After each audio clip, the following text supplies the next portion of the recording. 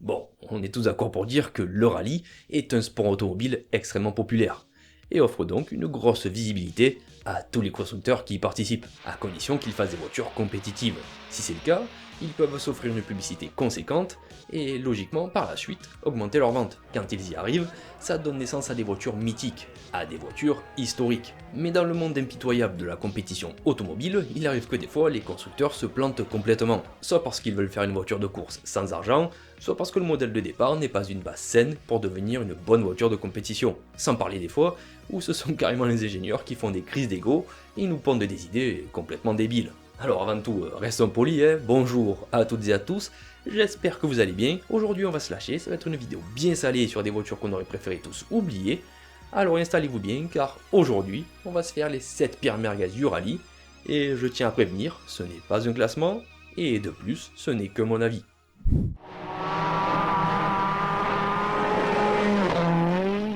Et oui, celle-là j'en suis sûr que beaucoup de personnes l'ont oubliée. Et pour tout vous dire, je pense que Hyundai, eux aussi, ont préféré l'oublier. Avant d'être un constructeur compétitif et de haut niveau en rallye, ils nous ont servi l'Accent WRC, qui était pour le coup une vraie saucisse. Donc avant que tout ça commence, Hyundai participait déjà à un championnat du monde des rallyes, le championnat du monde de 2ème division F2. C'était une catégorie très disputée, car dans ce championnat couraient les Seat Ibiza Kit Car, les 306 Maxi et quelquefois les Maxi Megane. Et le constructeur coréen y était engagé avec la Hyundai Coupé Kit Car. Et surprise, ce n'était pas une mauvaise voiture. Ça c'est vrai ça! Donc après cette expérience concluante, il décide de franchir le pas et de s'engager en première division. Pour concourir dans l'élite, il présente l'Accent en 99 et elle sera pilotée par Alistair McRae, le frère du célèbre Colin, et Kenneth Eriksson, qui avaient tous deux fait une très belle saison au volant de la Coupé Kit Car. La voiture commencera sa carrière en 2000. Enfin, si on peut appeler ça une carrière. Dans l'ensemble, ça reste une WRC comme les autres. Elle est équipée de moteurs 2 litres de 300 chevaux, de 4 roues motrices, et son poids total est d'une tonne de 130. Jusque là, rien d'anormal, mais la voiture, dès sa première année de participation, présente deux très gros défauts. Premièrement, elle n'était pas du tout compétitive puisqu'elle avait la maniabilité d'un super tanker, et deuxièmement, elle était tout le temps en panne. Tu m'étonnes qu'on s'en souvienne pas. Alors chez Hyundai, ils s'empressent de fiabiliser ce nid en merde. Et forcé de le dire, ils y arrivent. Ils vont même, en 2002, recruter le pilote Joa Kankunen, une pointure dans son domaine. Ah, tu connais pas? Il est 4 fois champion du monde. Alors malgré le talent incontesté du nouveau pilote, ils arriveront seulement à faire comme meilleur résultat 5ème en Nouvelle-Zélande. Ce qui prouve à quel point la voiture était un salami. À la fin du championnat, le constructeur se classera 4ème avec seulement 10 points. Devant Skoda et Mitsubishi qui, pour ce dernier, étaient en totale perdition. Ils continueront à courir jusqu'à la saison 2003, mais le constructeur voit les choses en face, coupe les vivres et annonce son retrait du championnat.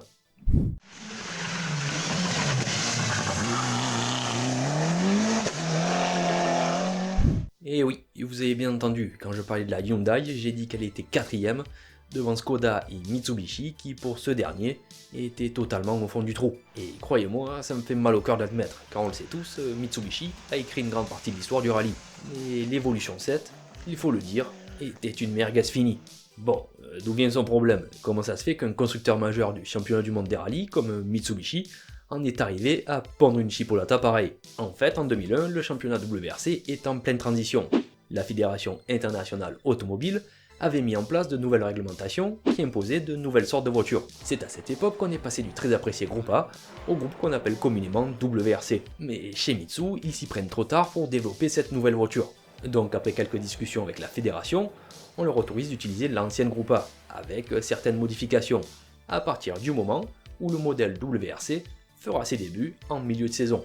Avec cette Mitsubishi Group A, l'Evo 6.5, et avec ce nom, on comprend que c'est un modèle transitoire, ils feront de très bons résultats, 4 podiums dont 3 premières places. Pendant ce temps-là, pour tenir les délais, la nouvelle voiture, l'Evolution 7, sera développée à la va-vite. Et qui dit travail vite fait, dit travail bâclé. La voiture sera jetée dans l'arène sans essai préalable au rallye de San Remo, et elle n'y échappe pas. C'est de la merde. Elle a de très gros problèmes de fiabilité et de répartition des masses. Pour la faire courte, niveau comportement, la voiture est à la rue et ne fait aucun résultat. Mais on pourrait croire que c'est tout simplement le pilote qui est mauvais. Mais en fait non, puisqu'au volant, c'est Tommi Mäkinen. Lui aussi, 4 fois champion du monde des rallyes, et le tout avec Mitsubishi, qui d'ailleurs, pour le remercier, ont fait un modèle en série limitée qui porte son nom. C'est pour dire.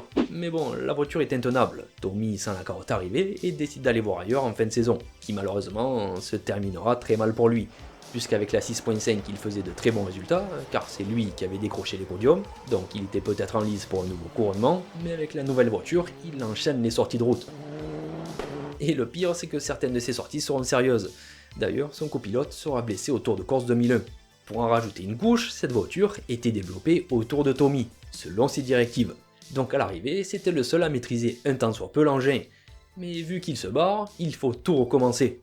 De plus, maintenant que le taulier est parti, les autres pilotes ne tardent pas à suivre.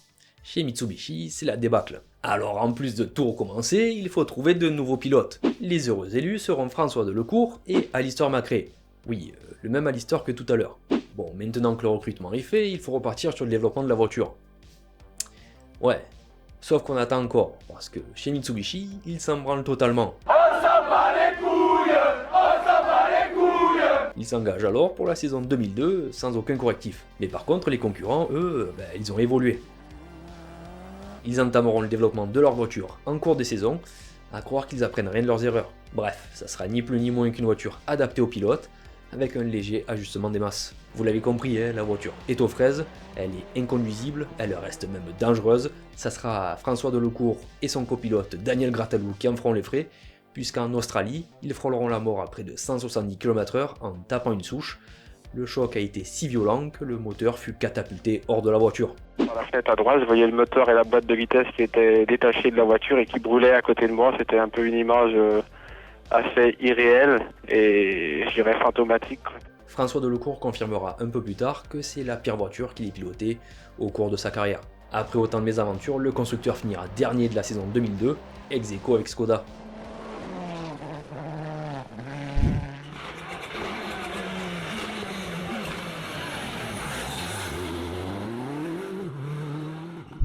L'histoire de Peugeot en rallye est légendaire, et je pèse mes mots. Mais au milieu de leurs voitures mythiques, que sont les 205 Turbo 16, 306 Maxi ou encore 206 WRC, il y a un vilain petit canard, appelé 307 WRC. L'histoire commence un peu après le récent succès de la 206 WRC qui leur a rapporté 2 titres pilotes et 3 titres constructeurs consécutifs. C'est alors que Peugeot se lance dans la préparation de la nouvelle 307 pour la saison 2004. Alors au début, ils décident de promouvoir le modèle basique, mais certains ont eu une idée audacieuse et décident de mettre en avant le modèle cabriolet. Donc pourquoi pas, me diriez-vous? Oui, mais en fait... C'est nul! Parce que de base, une voiture cabriolet est plus lourde qu'une voiture conventionnelle, à cause des renforts supplémentaires dus à l'absence de toit, ce qui va ajouter quelques difficultés lors de la préparation, car on le sait tous, le poids est l'ennemi numéro 1 du sport automobile. Justement, parlons de la préparation. Vu que c'est un cabriolet, il visse le toit. Ils auraient pu le souder, mais c'était interdit par le règlement, ce qui va impacter la rigidité de la caisse, et donc son comportement. Mais je vous avoue que c'est pas ça qui va faire que c'est une merguez. Pour beaucoup, le point le plus important, là où les ingénieurs vont se planter en beauté, c'est sur le choix de la boîte de vitesse, car ils vont choisir de monter une boîte 4 rapports. Mais ça alors, une voiture de course avec le même nombre de vitesses qu'une 4L. Mais quelle bonne idée. Sauf que les ingénieurs ont pris leur confiance, ils étaient sûrs de ce qu'ils faisaient. Pour eux, c'était une révolution. Ils avaient fait des calculs savants entre le couple du moteur et le ratio de boîte de vitesse, et sur le papier, ça marchait. Sauf que dans la pratique, c'était catastrophique. Pratiquement tous les concurrents sont passés à des boîtes 6 rapports, mais eux, ils s'obstinent. Parce que c'est notre projet! Le pilote de l'époque, Marcus Ronholm, qui lui aussi fait partie des plus grands, a tout simplement déclaré que c'était une hérésie. I'm fed up with this car. Franchement, quand on connaît l'histoire de Peugeot en rallye, on se demande ce qui leur est passé par la tête, parce que là, on n'est pas loin d'un cas d'autodestruction. Après s'être rendu compte de leur bêtise, ils se décideront de monter une boîte 5 rapports à la 10e étape du championnat, au rallye d'Allemagne. Bravo! Wow! Lors de la saison 2005, un autre gros point noir va plomber la carrière de la 307, déjà pas très glorieuse. Ils vont choisir de monter des pneus Pirelli, et le résultat est exécrable. Des tranches de jambon à la place des roues auraient fait mieux. Pour que vous puissiez comprendre à quel point ces pneus étaient nuls, il suffit de savoir qu'ils faisaient perdre à peu près 10 dixièmes au kilomètre, ce qui fait 1 seconde tous les 6 km. Ça fait beaucoup là, non? Oui, au niveau professionnel, c'est énorme. Après, la vérité, c'est que durant ces années d'exploitation, la 307 arrivera tout de même à nous faire quelques résultats. De 2004 à 2005, elle remportera 2 fois le rallye de la Finlande et 1 fois le rallye du Japon. Mais on était bien loin des résultats de la mythique, que dis-je, de la légendaire 206 WRC. Peugeot n'était plus que l'ombre d'eux-mêmes. Cette voiture n'a été qu'une cascade de mauvais choix et mettra fin à la carrière de Peugeot en WRC de la plus triste des manières.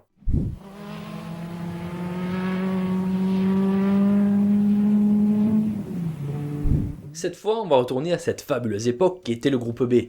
Et parmi toutes ces voitures mythiques, il y en a eu une qui était vraiment friconfie. C'était la Citroën BX4 TC.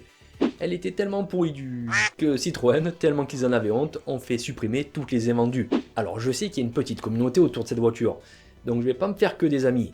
Mais les gars, la vérité parle d'elle-même, c'était un échec sur toute la ligne. Donc lors de cette fameuse époque du groupe B, tout le monde est enthousiasmé par la compétition. Et tout le monde veut sa part du gâteau. Donc Citroën ont proposé aussi quelque chose. Ce quelque chose, parce que bon, vu la gueule, on peut pas appeler ça autrement, sera basé sur une BX. C'est vrai que ça fait pas rêver, mais à l'époque, c'était une voiture qui se vendait très bien. Et malgré toute ma mauvaise foi, je peux dire sans risque que aujourd'hui, la BX est une Citroën mythique. Cette voiture sera équipée d'un moteur de 505 turbo boosté à 380 chevaux dans sa version course. Il sera monté en porte-à-faux avant, donc déjà très gros défaut en vue, parce qu'on sait que c'est ce type de montage qui a tué l'Audi Quattro. On sait désormais que l'Audi porte comme une tare tout son poids à l'avant.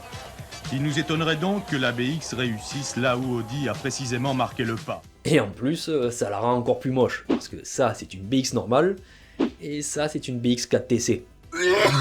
Ensuite, pour en revenir à sa fiche technique, elle aura droit à 4 motrices, puis à une particularité bien connue chez Citroën et sur les modèles BX, je parle bien évidemment des suspensions hydrauliques. Donc dans les grandes lignes, ça ressemble à un groupe B. Mais voilà, le problème c'est que ça ressemble à un groupe B. En fait, ça n'en est pas vraiment un, parce qu'en fait, c'était la seule qui était réellement tirée du modèle de série. Contrairement aux autres qui étaient de véritables prototypes étudiés dans le seul but de tout gagner. Si la BX avait cet handicap de voiture d'origine, c'est malheureusement à cause d'un budget très limité, donc elle sera très en retard sur le plan du développement, et beaucoup s'accordaient à dire qu'elle a été carrément faite à l'arrache, ce qui va impacter directement ses performances. Pour ce qui est de son comportement, il était désastreux. De plus, je tiens à ajouter qu'avec le peu d'images qu'on a sur cette voiture, on remarque que son train avant part en vacances à chaque virage. Finalement, ils participeront très peu à des rallyes. Au Monte Carlo 86, ils abandonnent, en Suède, ils feront leur meilleur résultat avec une 6ème position, et abandonneront une fois de plus en Acropole. Il n'en faudra pas plus à Citroën pour jeter l'éponge, ça leur pendait au nez. En même temps, ce truc ressemble plus à un crapaud qu'à une voiture de course. Pour ce qui est de la version civile, ils vont la brader, et même avec ça, personne n'en voulait. Comme je le disais au début, ils ont pris la décision de détruire les invendus, le tout sous contrôle d'huissier, au moins comme ça, ils étaient sûrs d'en effacer toute trace. Et il y a même des rumeurs qui disent qu'ils ont cherché à racheter toutes les voitures qu'ils avaient réussi à vendre pour pouvoir les supprimer définitivement et rayer cette charrette de leur histoire.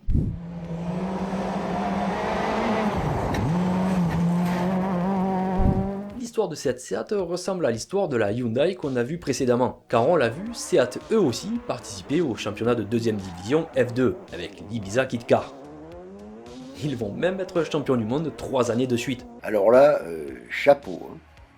Franchement, respect, et avec des résultats pareils, on comprend qu'ils veulent participer au championnat de première division. Mais vu que depuis tout à l'heure on parle de voitures dignes d'un plat de charcuterie, les complications ne vont pas tarder à venir. Pour commencer, ils n'ont pas d'oseille, et ce problème est lié à une autre voiture dont je parlerai en fin de vidéo. Donc restez bien jusqu'à la fin pour comprendre pourquoi. Ensuite, pour se mettre au niveau de la concurrence, il faut faire des voitures 4 motrices. Et le problème, c'est que Seat n'a aucune expérience en ce domaine. Et oui, en fait, dans la gamme du constructeur espagnol, il n'y a aucun modèle qui est proposé en 4 motrices. Même pas la Cordoba. Donc en plus de partir à la découverte, il faut que ça soit une transmission intégrale de niveau compétition. Du coup, chez Seat, ils sont pas fous et confient leur travail à ProDrive, un préparateur bien connu dans le monde du sport automobile. En fait, ils confient la préparation de toute la voiture à des tierces. La voiture sera faite en seulement 9 mois. Oui, c'est un peu rapide, mais bon, on commence à avoir l'habitude. Parce que si on a bien remarqué un truc depuis le début de la vidéo, c'est que beaucoup de ces voitures sont développées à la hâte. Comme si les mecs mettaient au point un genre de micro-ondes. Les gars, je sais pas si vous avez remarqué, hein, mais vous êtes censés participer à un championnat du monde des rallyes, pas à une course de carriole. Une fois leur caisse à savon terminée, ils l'engagent au cours de la saison 98 pour la mise au point. Lors de cette phase de test, elle révélera sans surprise qu'elle est pleine de défauts. Elle aussi a un problème de porte-à-faux, et les amortisseurs, eux, pour le coup, étaient en grève. Du coup, la voiture n'était pas du tout maniable, c'est comme si les pilotes conduisaient un bus. Pour la saison d'après, ils peaufineront juste un peu les réglages, mais bon, ça ne sert à rien. La voiture ne s'arrange pas, et les résultats non plus. Pourtant, au volant, c'était aussi de très bons pilotes. Didier Auriol, Harry Rovanperä et Tony Gardmeister. Peut-être que beaucoup d'entre vous ne connaissent pas ces noms, mais la seule chose que vous devez savoir finalement, c'est que Didier Auriol est lui aussi un champion du monde des rallyes. Donc au volant, ce ne sont pas des branques. L'année 2000 verra l'arrivée de la dernière évolution, mais rien n'y fait. En tout, sur 37 rallyes, elle ne fera que 3 podiums. Seat partira en retraite anticipée, et on ne les a plus jamais revus.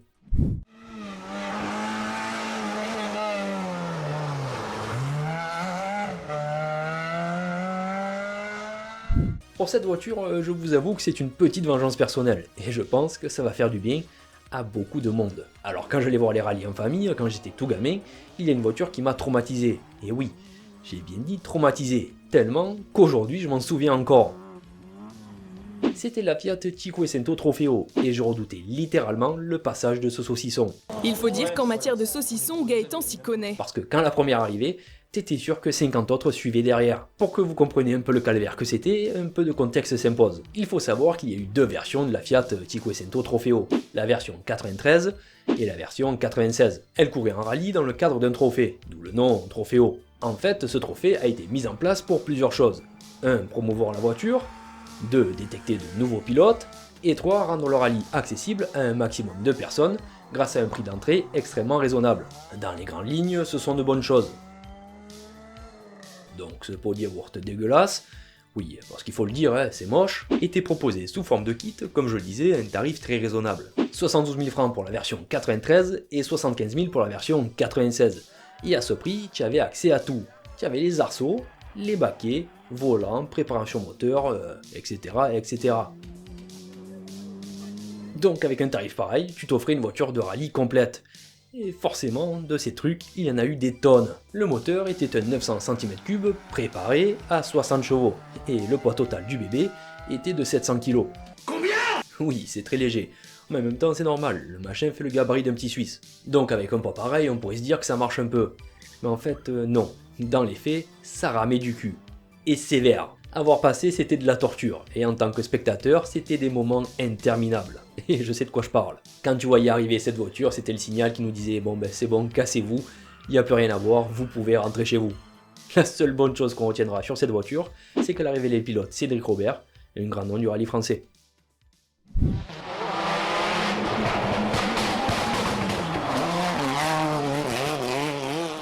Bon, quand on parlait de la Seat, je vous ai dit que le budget était limité, et que le problème était lié à une autre voiture. Et bien la voilà, la Skoda Octavia WRC. Alors en quoi elles sont liées? C'est que Seat et Skoda font partie du même groupe automobile, le groupe Volkswagen. Et quand on a deux marques qui courent dans le même championnat, on est contraint de diviser le budget en deux. Mais dans le cas de notre Skoda, ça ne va pas être forcément pénalisant, parce qu'en réalité, cette voiture, parmi toutes celles que je vous ai présentées, fait office de cheveux dans la soupe. En fait, c'est pas une bagnole dégueulasse, bien au contraire, c'est même une très bonne voiture de rallye. Elle était pas extraordinaire, certes, mais elle n'était pas mauvaise non plus. Oui, j'ai décidé de finir la vidéo tranquillou, parce qu'avec toutes les sortes de charcuterie que je cite depuis tout à l'heure, il y a de quoi se faire un barbecue. Donc j'ai décidé d'une petite douceur comme dessert, car finalement, moi je l'aime bien cette voiture. Laissez-moi vous dire pourquoi. L'Octavia était le seul modèle chez Skoda à pouvoir composer avec la réglementation du WRC. La voiture, une fois développée, forte de ses 300 chevaux et de ses 4 motrices, se révélera être une vraie caisse de course. Les pilotes ayant participé au développement et au championnat derrière son volant en étaient vraiment contents. Elle était très bien équilibrée et avait donc un très bon comportement. Le pilote Didier Auriol, qui avait basculé chez eux après sa mésaventure avec la Cordoba, déclara même que c'était une voiture bien meilleure que certains veulent le croire. Elle était stable, solide et fiable. Avec cette voiture, au moins, il pouvait terminer des rallyes et dans les points. Alors vous allez me demander, mais c'est quoi son problème? Eh ben écoutez, regardez bien, son plus gros défaut, c'est son gabarit. Tu es grosse, Mélissandre. Elle était énorme, et sur les routes sinueuses, et c'est quelque chose qui est assez fréquent en rallye, elle était comme un éléphant dans un magasin de porcelaine, et ça impactera directement ses chronos. Son seul résultat parle pour elle, elle fera qu'une 3ème place au Safari Rally du Kenya. Il n'empêche qu'elle restera la preuve que même avec pas beaucoup de budget, on peut faire une voiture respectable, avec un comportement sain qui ne cherche pas à tuer les pilotes à chaque virage. Elle passera la main en 2003 à la Fabia, qui ne fera pas bien mieux à cause d'un budget encore plus serré, mais au fil des années, Skoda s'amélioreront et proposeront même des voitures compétitives, comme la Skoda Fabia R5. Comme quoi, la persévérance, ça paye. Voilà, c'est la fin de la vidéo, j'espère que ça vous a plu, j'espère que vous avez appris quelque chose, et n'hésitez pas à me dire dans les commentaires quelles sont pour vous les pires voitures de rallye. Et d'ici là, n'oubliez pas, il y a deux types de passionnés, ceux qui ont les moyens de l'être, et ceux qui se donnent les moyens de l'être. À la prochaine, ciao ciao.